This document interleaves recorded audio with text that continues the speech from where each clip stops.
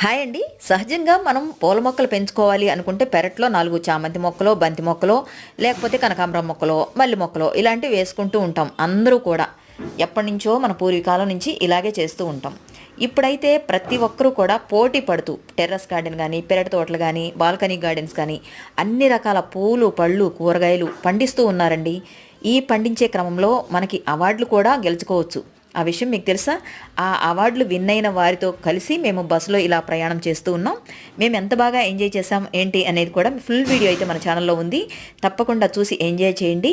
అలాగే award win అయిన వారికి అవార్డు ఫంక్షన్ సంబంధించిన వీడియో కూడా నెక్స్ట్ వచ్చేస్తుంది. చూసి ఎంజాయ్ చేయండి. ఇప్పుడైతే మేము చాలా చాలా విషయాలు కూడా డిస్కషన్ చేసుకుంటూ చాలా సరదాగా ఈ బస్సులో వెళ్ళడం జరిగిందనమాట.